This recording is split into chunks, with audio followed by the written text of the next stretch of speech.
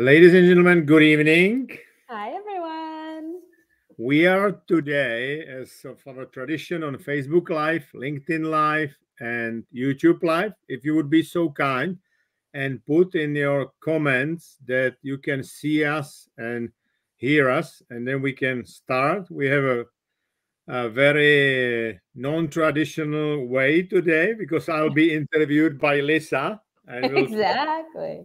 about the book, which is now it's not a new book. In Czech, it was there for some years, but it's new in English. It was launched, worldwide. So we will talk about very touchy and feely subject, unlocking your child's potential today. So if you can, put in the comment that you can see us and hear us, that would be great. I can check, LinkedIn if it goes well on my Perfect. phone.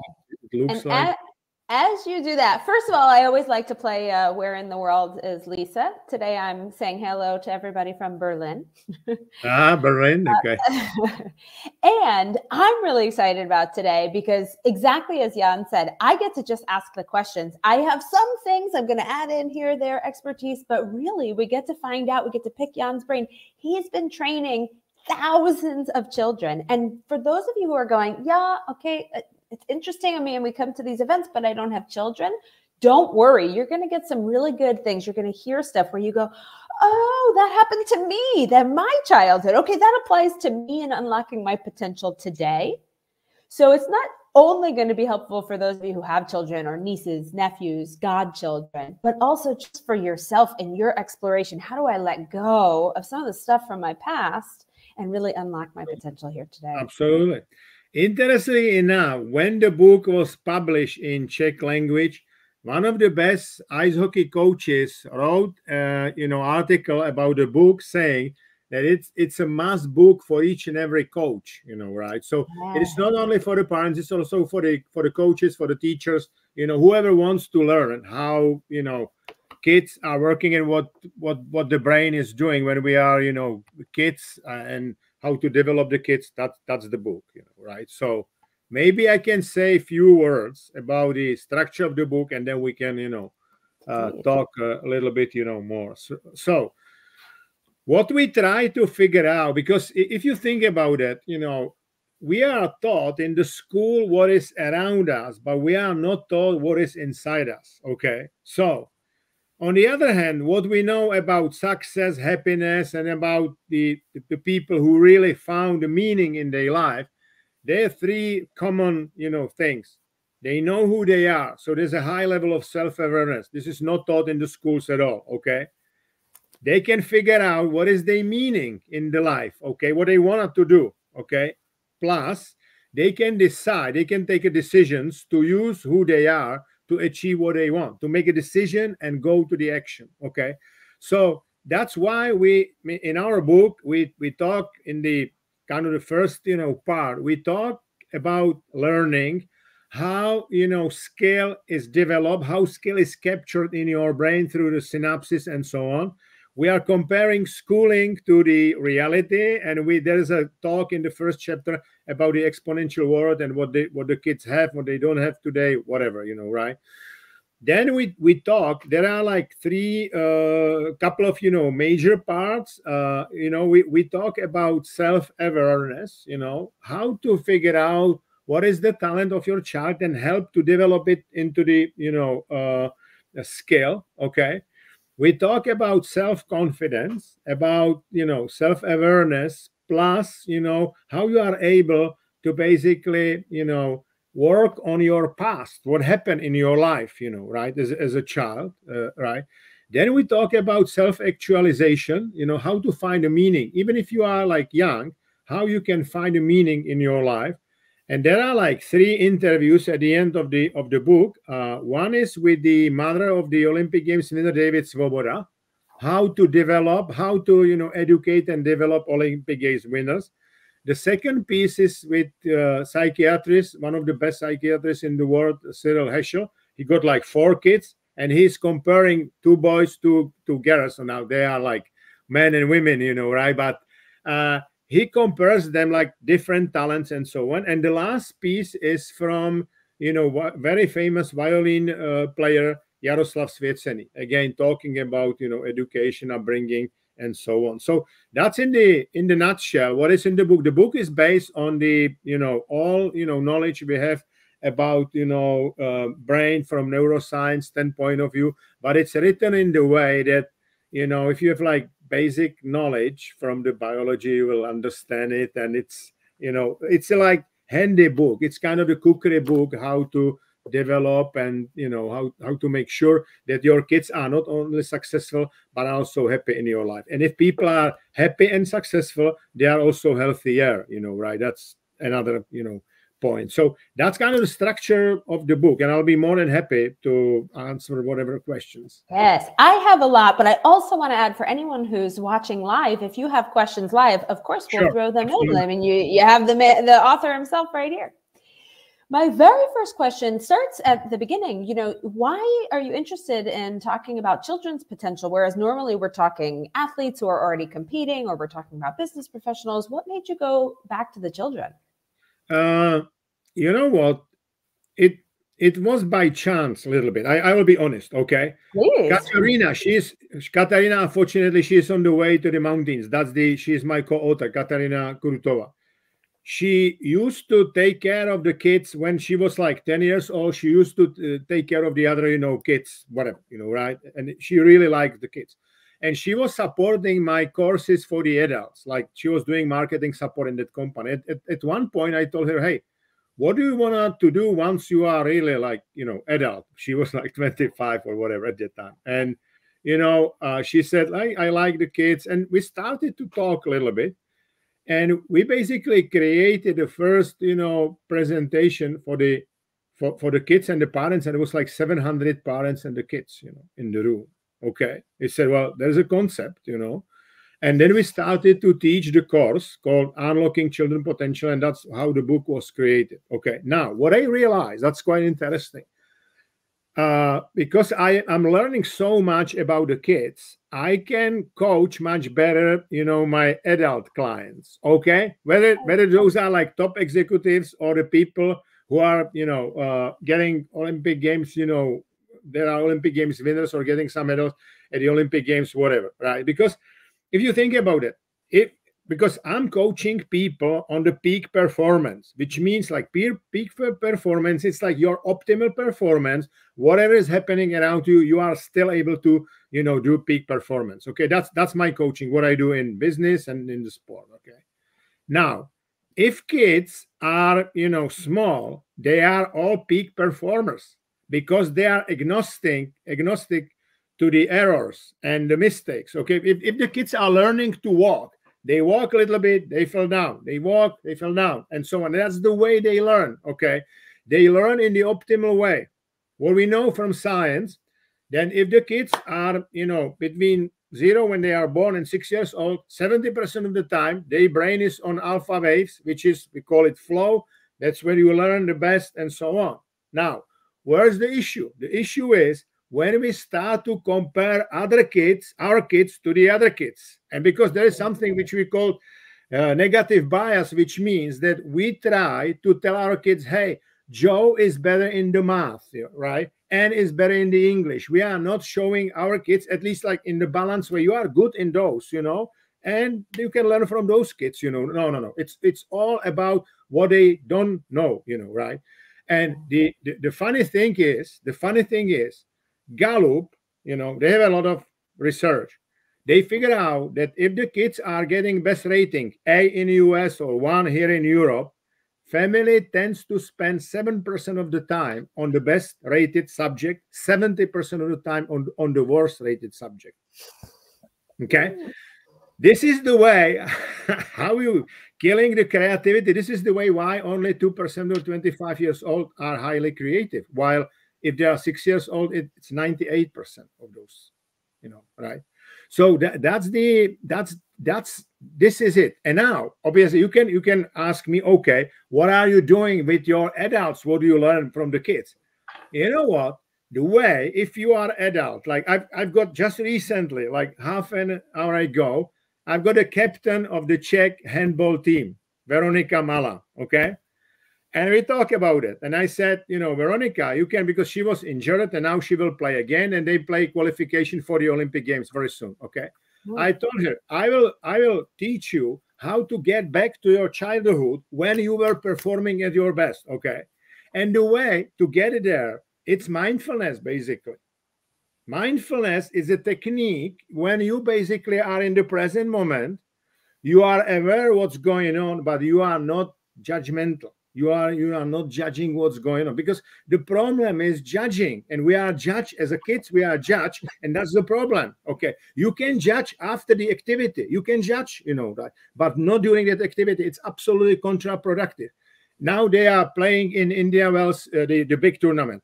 If those players are judging themselves during the activity, that's absolutely productive, right? That's absolutely counterproductive, because you need to get back to the present moment and continue. That's what the kids are doing. They are not judging themselves when they are falling down. They are like maybe crying a little bit if they are injured, but they are like standing up and go again and go again and go again. What I'm saying, if we would learn to walk when we are 18, 20 years old, probably 10% of the population would walk, because everybody else is like FOPO, fear of other people's opinion. What my parents, what the other kids will say, right? No, kids are, learning all the time as they go, right? So that's where I can use, what I'm learning from the kids, like coaching the kids. That's what I can, use with the adults. And it's amazing because, adults are very often kids, but unreasonable kids. Okay, they are emotions, very little rationality, right? Cunningham, who got the Nobel Prize for behavioral economy, he figured out that our decisions we are making are 70% emotional decisions. Yeah. There's only 30% rationality in decisions, right? I mean, if you think even about like romantic decisions, romantic relationships type of decision, it's probably 100% emotional. We're all irrational. Good reason, probably. Absolutely.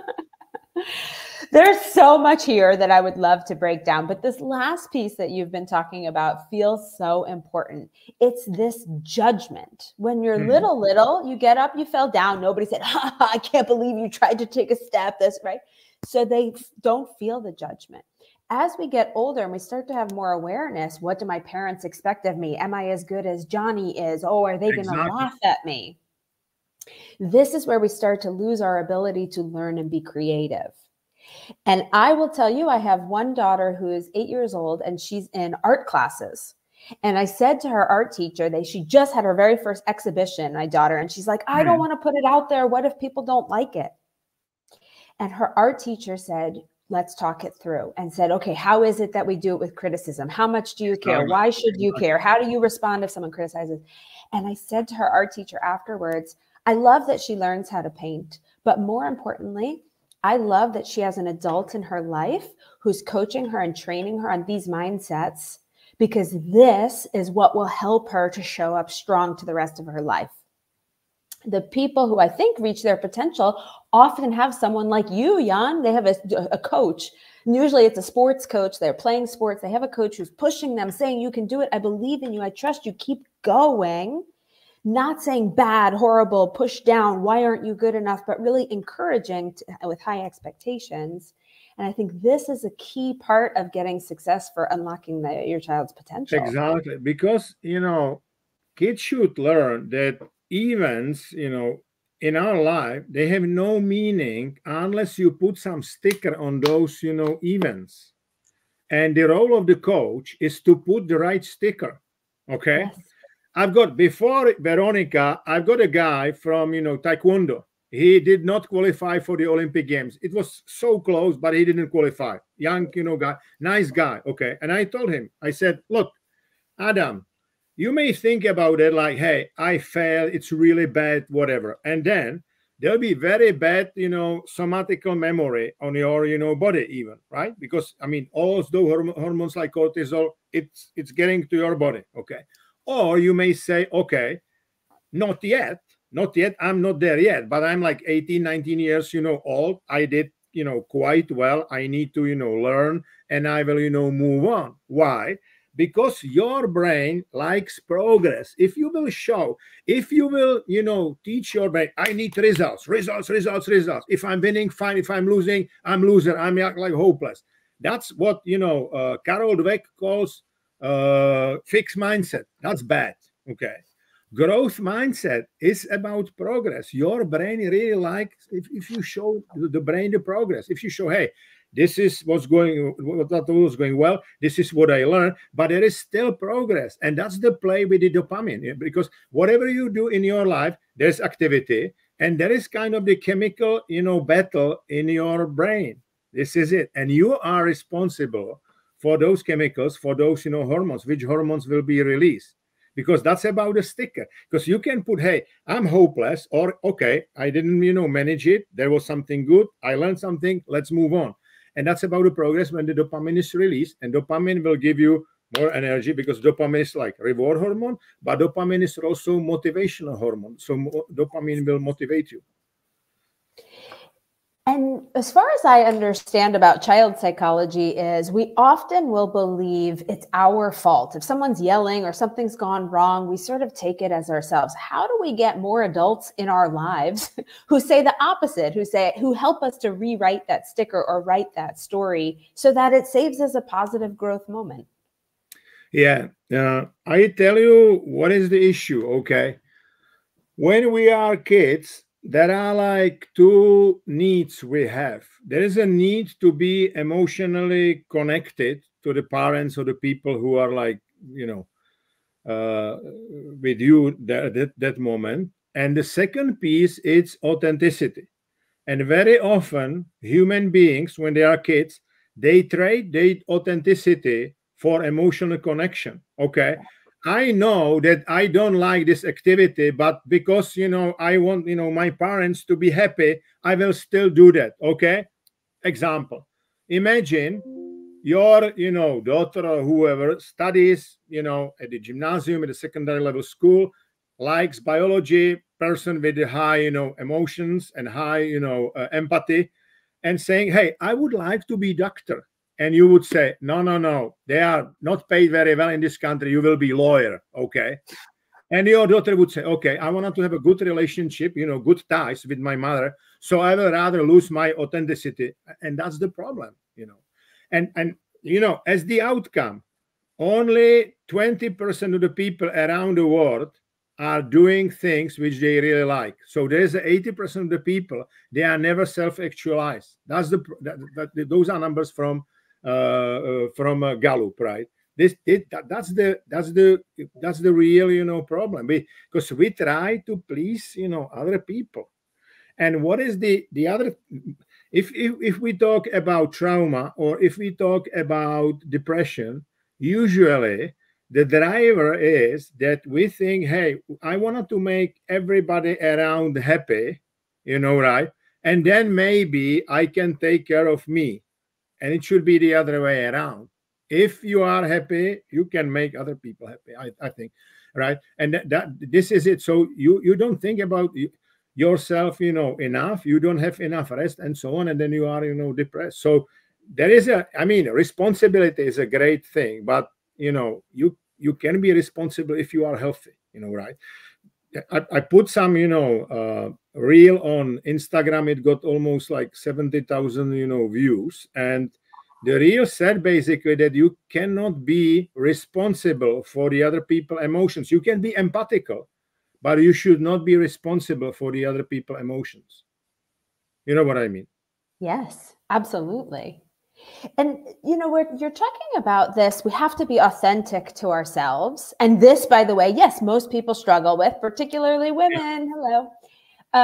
How does a child get to be authentic? How do you know what is it you really want without confusing it with what I think other people want of me and I want to please them? How do you find your authenticity? Yeah. When you are a child. Yeah. I mean, as you're older, you can start to figure it out. But when you're a kid, how do you know to even? When you are a child, you are 100% authentic, but you don't know what that is on this authenticity. I will explain why.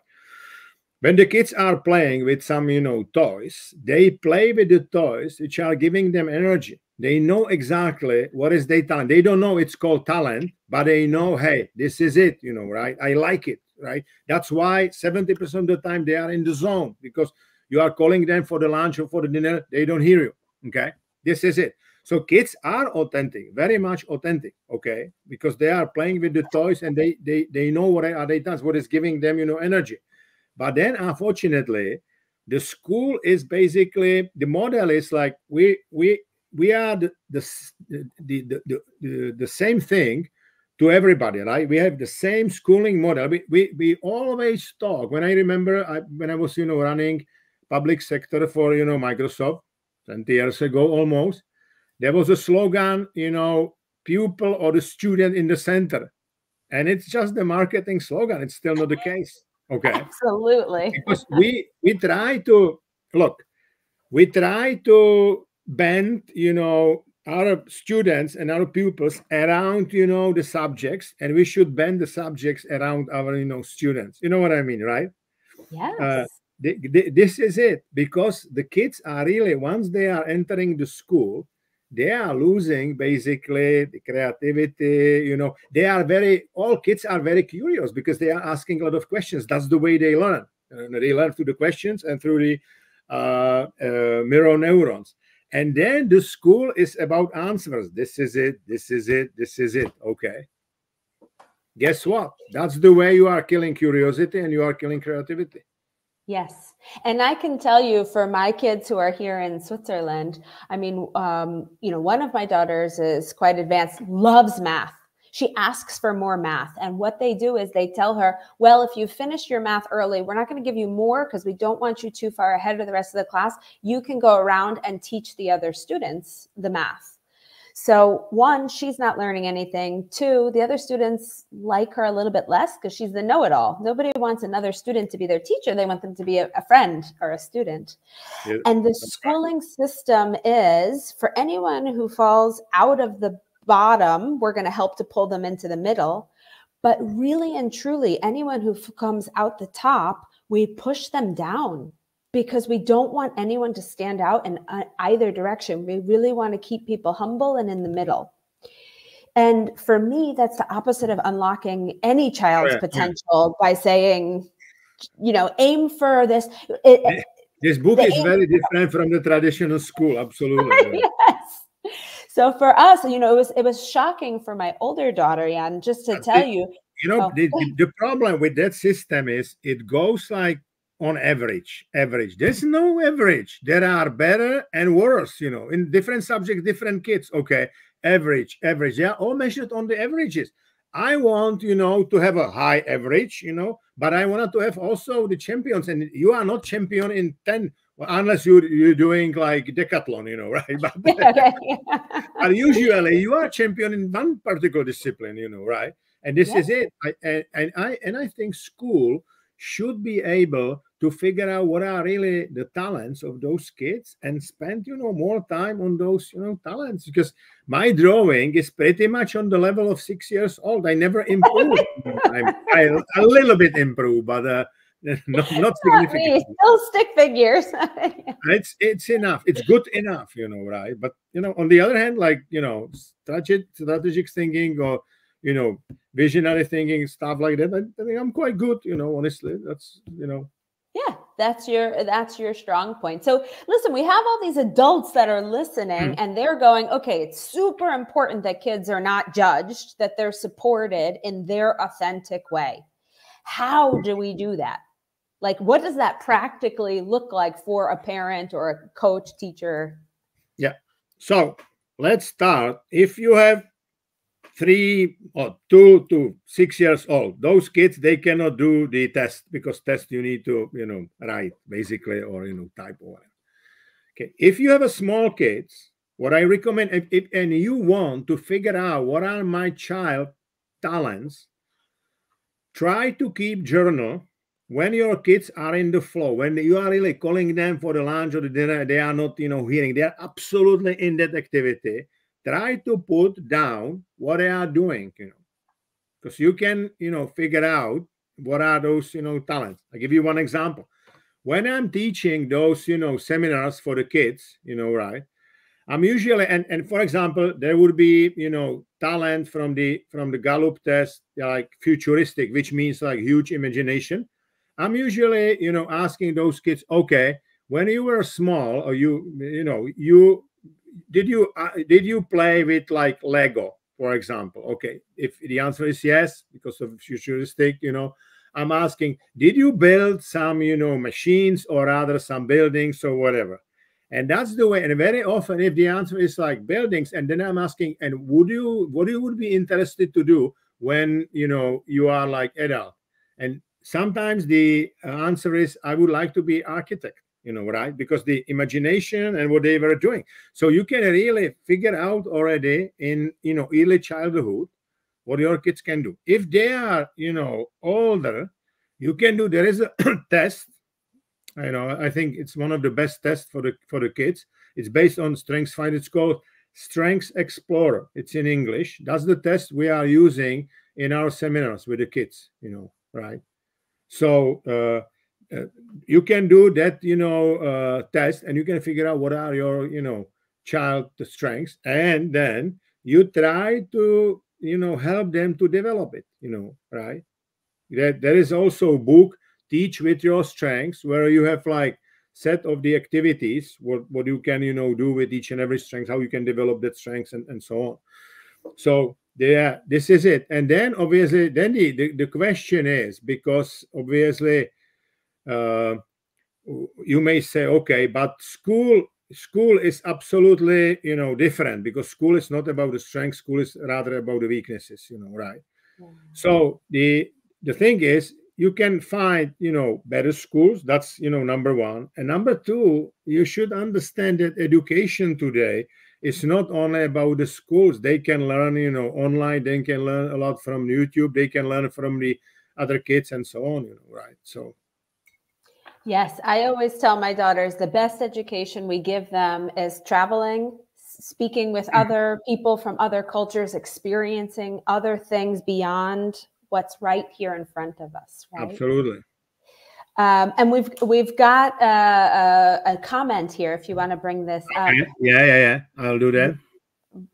We've got from Malika here on Facebook. Yeah. Reminding children what their initial interests were as little kids is an absolutely good idea. My brother's 15 and feels like he has no hobbies but playing video games. So I'll definitely ask him that question. And by the way, playing video games, is a living, but maybe also, yeah, did you want to add? Yeah, it depends what they are, playing. If they play some strategy games, I'm coaching some people from esport. I've got one player from FC Barcelona, and they are really, they go to the fitness center because it's a lot about concentration and about acceleration. I think there's not bad and good, there are always good things. There are also some bad, games, right? So it depends what they are doing with computers, but it always is good to have some physical exercise together, with it. Absolutely. Absolutely. And so let me ask you, Jan. So one of my daughters, her strengths or her skill sets, let's say, aren't always appreciated socially. So one of my daughters is very, very outspoken. She loves to argue. I say she was born a lawyer, and she's quite bossy and demanding. And each year in school, she gets the note, doesn't play well with others, has to work better in teams because she wants it her way. For me, I find that's leadership skills. Of course, you need some amount of charisma for others. But what do we do when our children's strengths are, not recognized by other people, or they're seen as weaknesses by other people? The way you describe your daughter, it's like Jan. She is my daughter. Jan, like 35 years ago, like me, 35 years ago, right? The way how I get, like not the kids, those were adults already, more like I'm not very empathical person. Okay. So I'm like directive, I think I have a leadership skills. I've got organizations with many thousand people. Anyway, But the way how to, fool in a good way my brain at that time a little bit, I basically persuaded me when I will listen to the other and involve them much more, I'll learn even, more, and I'll be even better. That's the best way for a high achiever to involve other, people. And I don't play like, hey, I will be much more empathic. If you are not empathic, that's fine. I am empathic, by the way. If I know those people, it's called relator in Gallup. Yeah. If I know those people for, a little bit longer, I'm very empathic. Okay. But I'm not empathic like with everybody immediately. No, that's not me. And I would not, present it. It makes no sense. But there are always ways like, it's okay. If the empathy is your weakness, maybe you don't need to call it, empathy. Maybe you call it how you, influence people and how you involve other people. And you need to basically educate your brain. Hey, this is the way. How can I learn? It's kind of a win-win. They will feel good that they are heard, that you are hearing them. And, you will feel good because, you learn, right? Yeah. I love this. And I often am around other parents, obviously, from my daughters from the school. And many of them are now starting to talk about how their daughters already have low self-esteem. They have that voice in their head that already says, not good enough, not smart enough. So what do we do with the kids who have already started to develop that voice? How do we shift or change that narrative? So they already have the sticker a little bit inside of them. So you mean how you change the perception? Yes, to build up their self-esteem and self-confidence. The good thing is because the brain is neuroplastic, and when you in the childhood, those connections, the synaptical connections are not very strong. So if she will behave, hey, she'll involve much more kids and listen more, I think they'll change quite fast the opinion, right? So this is it. And again, maybe I didn't feel at that time it was totally my fault, but I said, look, perception is perception. If they perceive me to be too bossy, I was not like, bullying somebody. No, not at all. But maybe I was, because the problem is if you are able to think very fast, I'm not saying that I'm always right, not at all, but I'm very fast. The other people don't like it, and I appreciate it. I appreciate it. And I think I still speak quite fast, but when I was in Microsoft, I was speaking 5 times faster than now. We would have been great together. I'm a New Yorker. I can go. In IT, everything is shortening. You have a very short time to persuade the other people, so you need to boom, boom, boom, boom, boom, bombard their brain. This is it. I love it. So what about for people who are who are listening or watching the video and have the exact opposite? So I said, hey, my daughters are strong, right? I'm particular in how I raise them. What if you have a kid who's very shy and who feels very uncomfortable? How do you get them to open up to try new things to unlock that potential? Mm-hmm.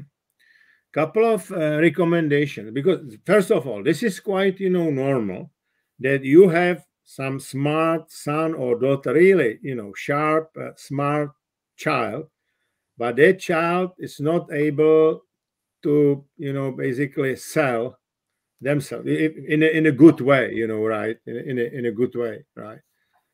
And so, couple of things, number one, try to put your child every day a little bit out of the comfort zone. Not too much, but a little bit, like, new project, maybe some new people and so on. That's number one. Number two, try to expose, because you may be giving your child, hey, you are great, you're doing very well, but, they are a little bit, tired with your feedback.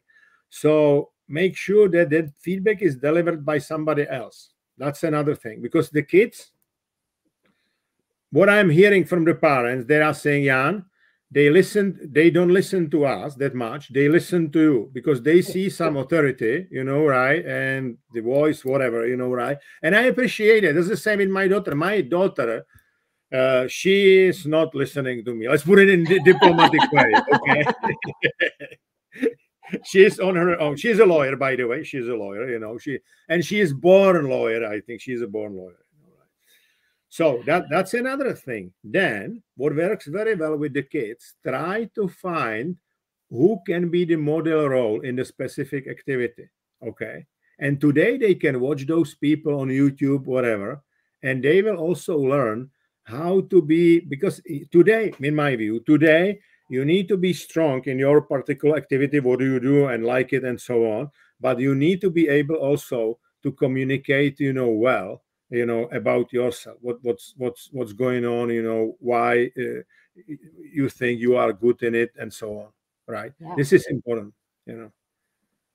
and you should understand that I don't know how is it in Switzerland, but in many countries, unfortunately, they are not teaching kids how to present. They are not teaching rhetoric and stuff like that. At least in Czech or Slovakia, it's not like that. So I think it's important for your kids to be able to talk in front of the bigger group of the people, because the chances are that whatever you will do, they will still need to do it. Malika. So true. Yeah. Yes. I can tell you, this is the first generation of the kids. They'll compete for their jobs globally. Okay.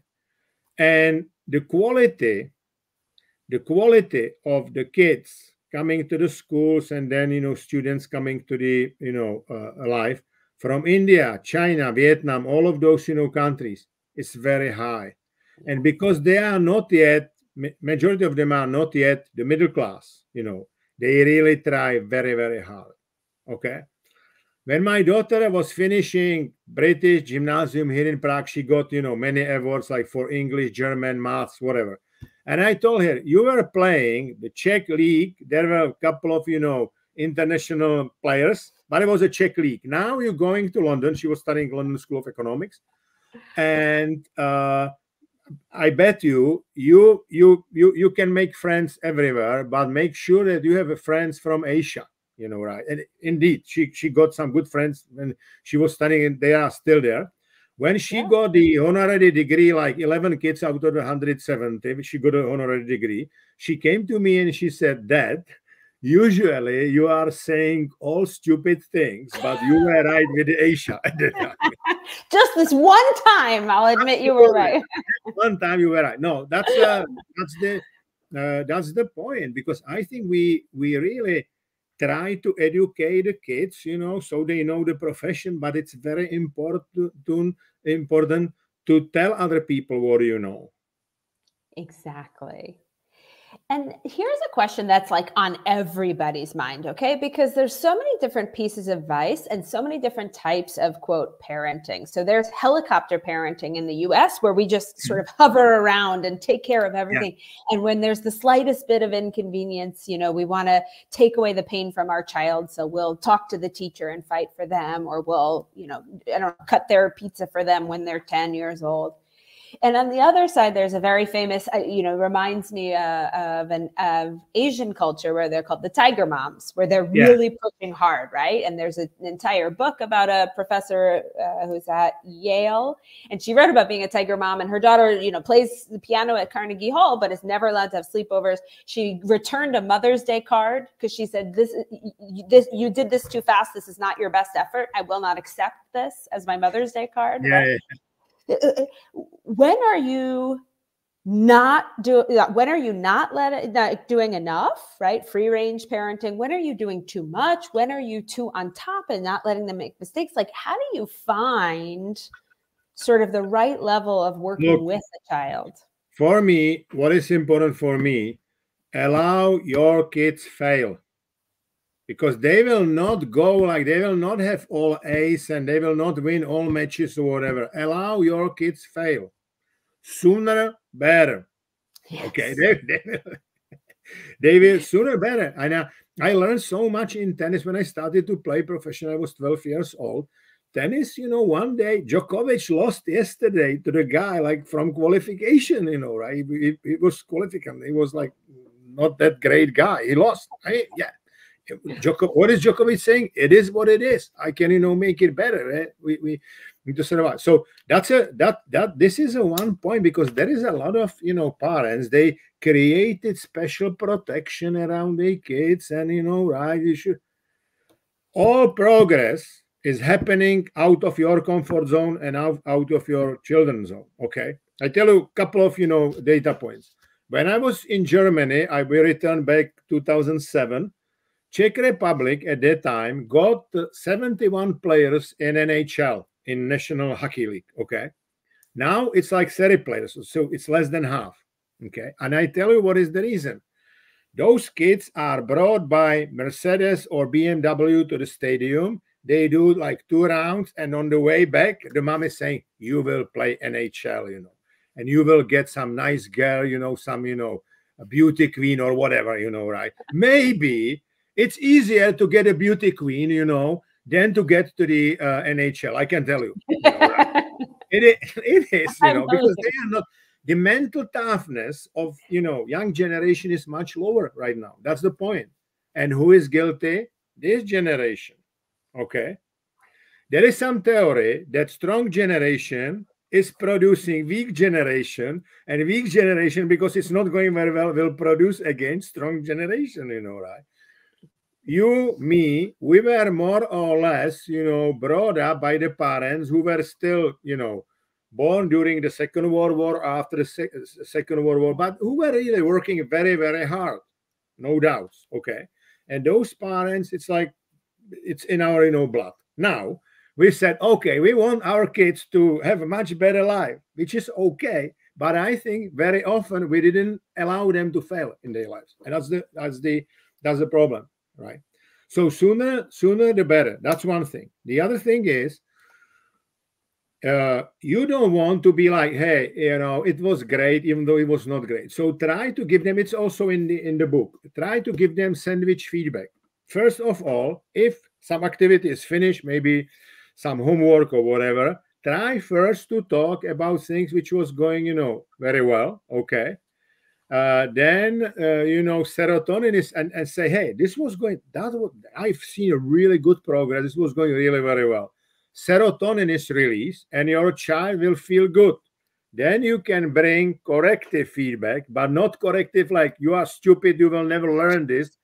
Corrective in the way that you will criticize the activity, not your child. Because I tell you what it does with your brain. Your amygdala, the monkey, if you criticizing the process, your monkey is sleeping. It's not touching you. It's not dangerous. The activity is not dangerous for you if you say, and this is impossible. This is, you play, it's a very, very bad. That's dangerous. And that's when the monkey is jumping out. Your child is stopping to listen to you. They'll be defensive, whatever. So criticize the process, and you can be very direct, but criticize the process, not the human being. And the last point is like, you should say, hey, if this will, go well, you will improve even, much more. You express basically trust. And when the oxytocin is released, that's about, connection. So you have a child now, after the feedback, which knows what was good, where the child needs to, improve, and your child will still be inspired to continue, right? So that's in the nutshell. I must say, and I'm not exception. I think I'm also the parent who make many mistakes. The parent job is very tough job, and there's no education. It's one of the toughest job and one of the most important jobs in the world, but you are not getting any formal education for them. Okay, so that means chances are that sometimes you will do something or say something which is very stupid. This is it. Okay. Right. So I'm in. So now what to do? You should basically talk to your child again and say, hey, this was really stupid. I should not say that, whatever, right? To basically admit your own mistake, because that's the way your child will learn, and you will still build those, emotional bonds, right? Because I think the easiest way how to get good relationships with, among the people is, hey, if I made some mistake, I'll say I make, mistake, and we continue, right? Yeah. People are usually very, open, right? So. And if you normalize mistakes, if you're saying, hey, I make mistakes too, other kids make mistakes, oh, you failed, great. What do you think everyone else did, right? You get back up. In German, there's a saying, no master falls from the sky. Yeah. So I tell my daughters 10,000 hours, and you have to expect at least the first. 10,000 hours is Übung macht Meister. That's another. Yeah. Exactly. Which is repetition is the mastery. Yeah. Exactly. And then and then they say, oh, mommy, I'm not perfect at it yet. And I say, okay, tell me where in your life you had your 10,000 hours that you expected to be perfect at this. Like, and I'm sort of joking with them, but I'm trying to give them the perspective. Of course you're not, and no one expects you to, and it's no problem. There's no judgment around it. One of the other things that I love, I have to tell you, my favorite, for anyone else who's watching and listening and loves stuff about children, my favorite expert is Becky Kennedy. And she really talks about good inside. She has a book. She has a good inside community. And I just want to bring this concept because it's similar to everything you're saying as well, Jan, of course. She talks about how we forget to assume that inside the child is good, because we know that in theory. And then the kid is mad at you and yelling, I hate you, and throwing a fit. And you're like, oh, my kid's a psychopath. Okay. And she's like, no, hold on. Remember, the character, we're not judging. Character is good. Context is something about their behavior, is shifting their behavior. And so the context of whatever's happening, we have to have some empathy for, or understanding for, or curiosity for, without judging the character as being bad. We still have to hold their good inside. And I imagine that's anybody who you want to build up to have this unlocked potential, they have to have a core belief in themselves as well. I'm good inside and I can improve on my behavior. Absolutely. And I feel like that's a lot of what you've been saying. But for me, it was such an important concept. Anytime my kid is freaking out, I'm just like, they're good inside. This is a context problem, and we can solve the context. Exactly. So that we are on the same team solving because together. We very often, Lisa, mixing behavior with character, and those are two different things. Behavior is very often driven by environment, by conditions and so on. Character is more stable thing, if you will, right? So absolutely. Exactly. And before, just so that I make sure, I have plenty of other questions, but I don't want to run out of time. Is there anything from the book, any story you want to tell that you feel like, oh, this is just such a highlight, or a story of someone that you've trained live where you're like, this is why I do it. This is the impact that it makes someone. Yeah, there is it's not from the book, but it happened like half year ago. One of the first courses we did, like 7 years ago, there was a father, and because usually the kids are coming with the parents, okay, and there was a gentleman, Philip Yicha, with his son Philip Yicha, the same name, same son, okay. The guy was like 12 years old, whatever, and the Philip Yicha father, he basically told me now, the young Philip Yicha now, he basically swam over the La Manche Channel in, record time. It was like 18 years, 7 years after the course. He did La Manche in, 10 hours over the night, absolutely top. And what his father put on the social networks, that when they left the course, on the way, to the car, the young guy, who was 12 years old at the time, said, Dad, I'm so inspired by the course. I will do something big very soon. And he did it. Okay. And that's a huge thing. For me, it is, again, sport, right? And the guy basically said that he really, for 5 years, he trained like 4 hours a day, swimming, right? And then, yeah, he did it. So it is a huge, it is a huge thing. Okay. There was another, kids are usually sending me something on my Instagram or whatever after there was one child. She said, I never got the A, best rating from the math, never, before, because I'm so nervous during the written exams. Okay. I said, okay. you will, buy some small, monkey. That monkey will sit on your, table basically. And whenever you will be nervous, you'll say, hey, that's just the monkey. And you will smile and breathe. In 1 week, she said, I got finally A after 3 years of trying hard. So she got it, right? So, kids are like sponge, if you will, right? They are really, they are really very open if you are able to create story around what you are, teaching. That's what we do. We have many like quizzes and stuff like that, right? I have absolutely no issue with their attention. They pay attention all the time, because after all of those years, we basically figure out how to do those things. And I have always like every 5 minutes some funny story, stuff like that. So yes.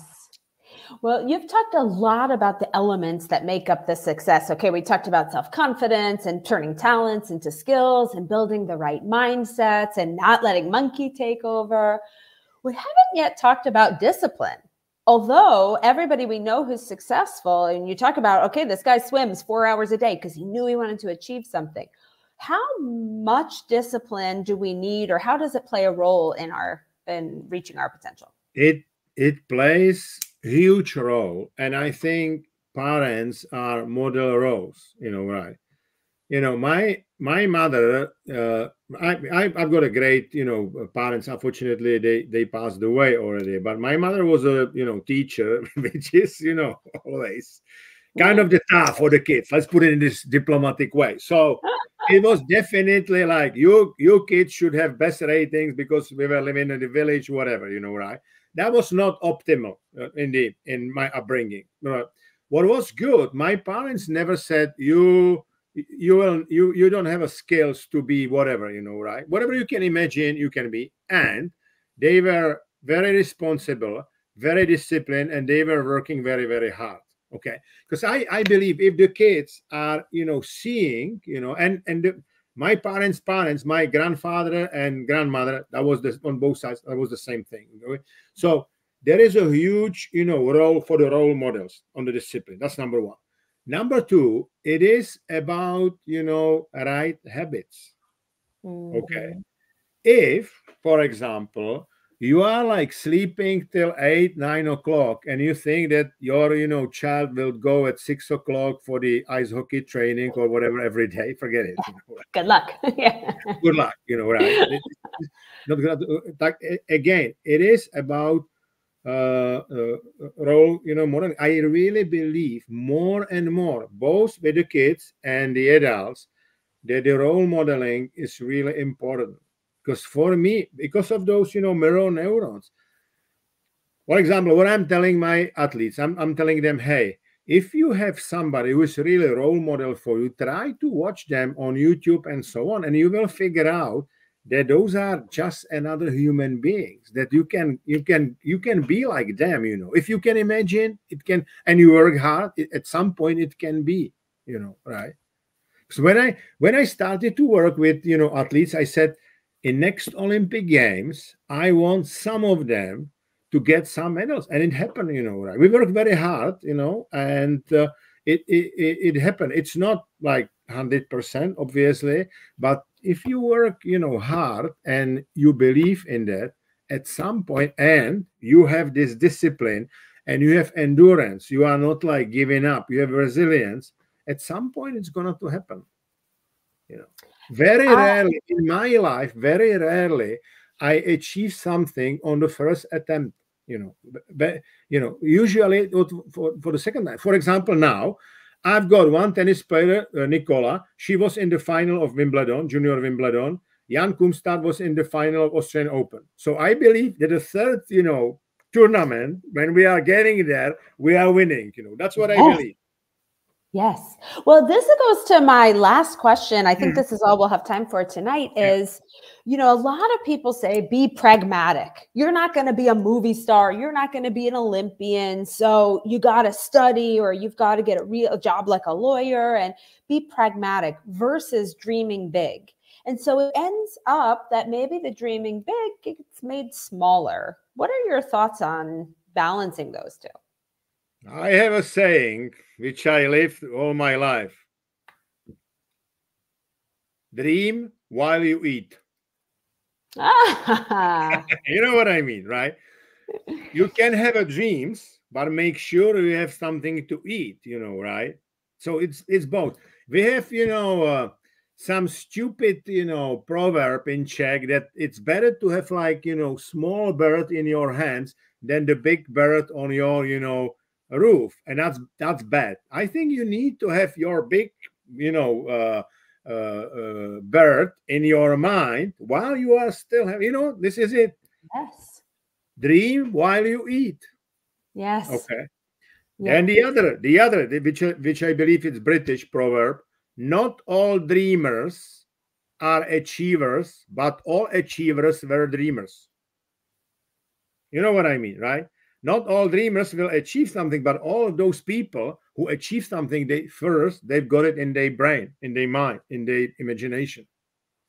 That's exactly right. You have to have the vision, have the big dream, know where you're going, but you don't just sit around and hope. It's not like playing the lottery, right? You actually have to work towards it to make it happen. And then all of a sudden you're very lucky, but it was all the hard work that defined your luck of achieving the dreams, right?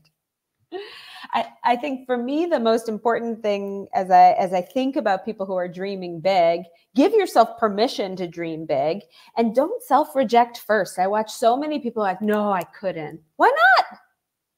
Right? Like, why not? I would never say I'm not able to do it. And there are many things I'm not able to do it. I need to try first. Okay.